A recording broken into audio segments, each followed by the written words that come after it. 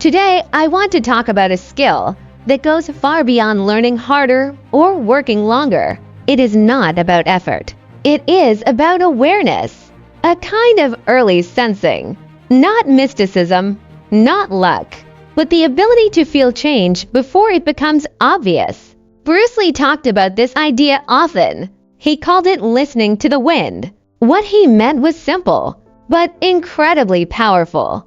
The faster you sense changes in your environment, the longer you can avoid danger, and the earlier you can catch the opportunity. Most people today are not anxious because they lack information.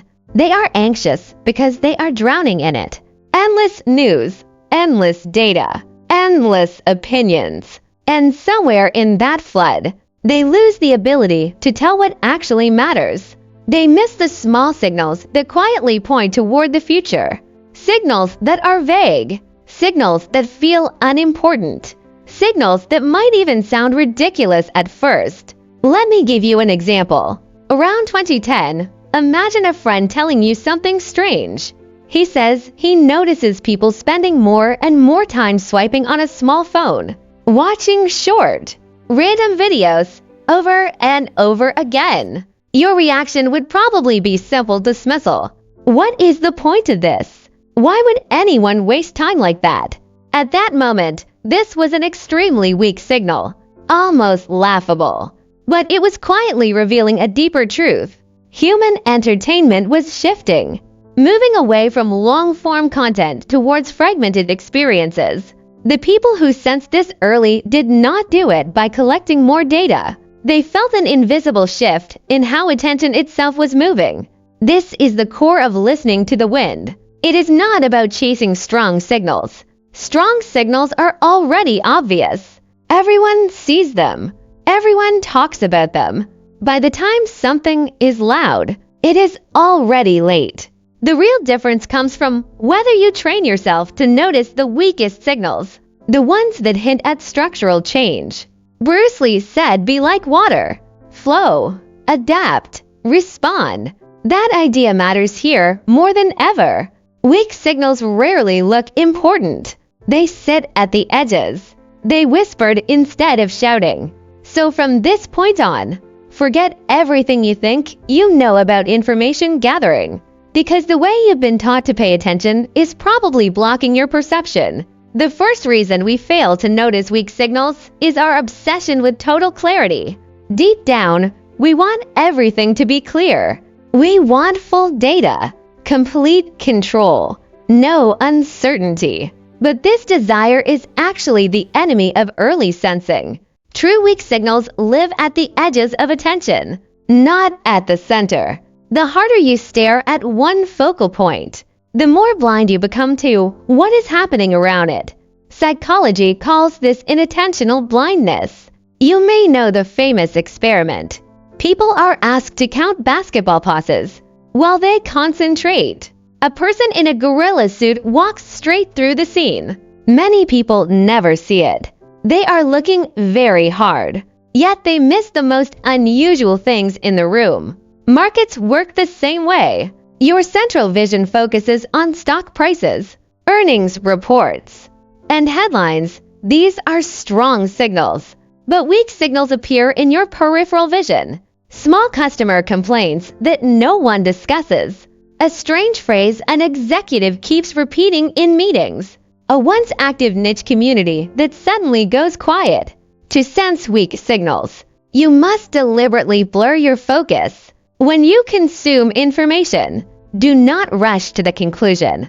Spend most of your attention on the content itself, but always reserve part of your attention for context. When was this published?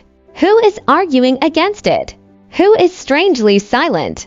Where is this being mentioned? Is it on the front page or buried in a hidden corner? A company's stock rising steadily is a strong signal. You analyze financial reports. That makes sense.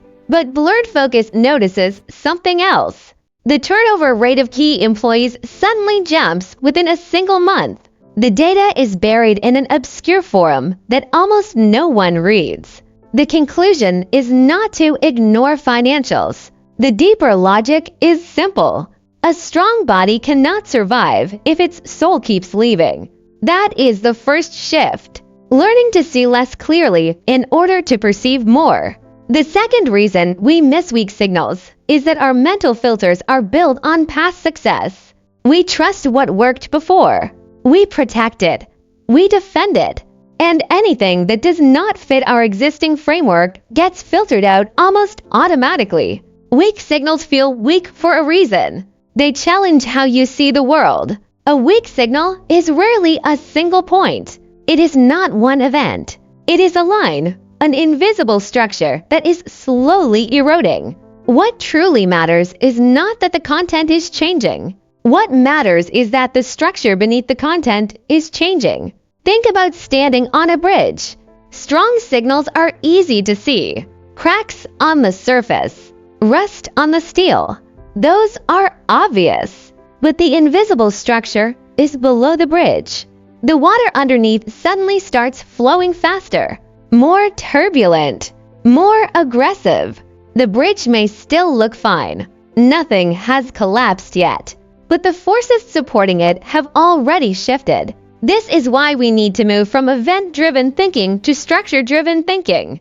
The old structure was simple. People worked and communicated seriously while sitting in front of desktop computers. Long emails, formal language, clear separation between work and play. The weak signal appeared quietly. Children started using emojis on their phones to express complex emotions quickly and efficiently. At first, this looked childish, even stupid. But the new structure became clear later. Social efficiency no longer depended on long text or formalities. Visual symbols and instant interaction became dominant. Once you see the structure shift, a boring emoji no longer looks trivial. It looks like the future of communication. To rebuild your information filters, you have to do something uncomfortable.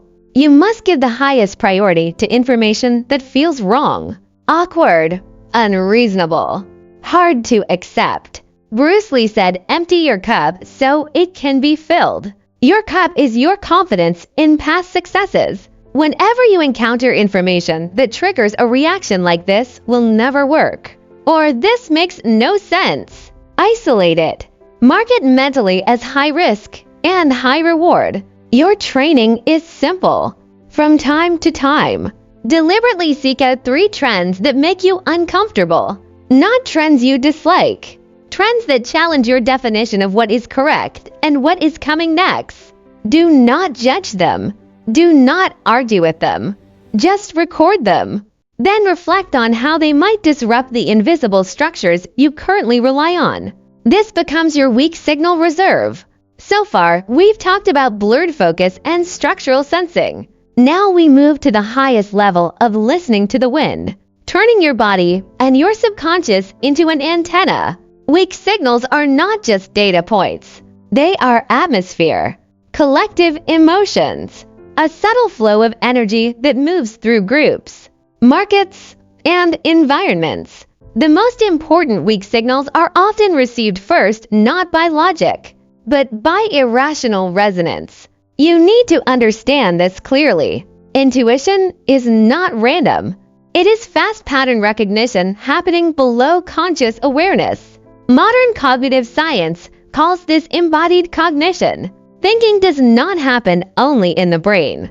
The body participates. When you enter a new market or environment and feel pressure, excitement, anxiety, or even unexpected calm, those sensations are information. The environment is sending signals. Your body is responding before your mind has time to explain them. A top venture capitalist once described an experience like this. He visited a fast-growing startup. The numbers were perfect. Revenue was strong. Growth looked unstoppable. But when he walked into the office, he saw something strange. Employees were working late on trivial tasks with intense, almost mechanical enthusiasm. What his body felt was not vitality. It felt like artificial overdrive, a fragile sense of prosperity fueled by exhaustion. He chose not to invest. Later, He explained it simply. His body antennas had detected structural fatigue. So how do you calibrate your antennas? You need to reverse engineering feelings into logic. When you notice a strong irrational emotion, pause. Do not suppress it. Do not explain it away. Record it as a resonance point. Then ask yourself a simple question. What did I encounter in the previous 10 minutes? What information did I consume? Who did I talk to? What environment was I in? Finally, connect that feeling with blurred focus and structure.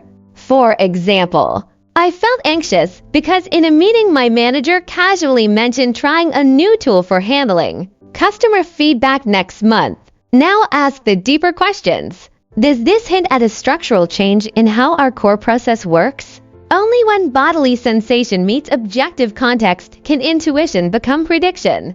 That is real listening.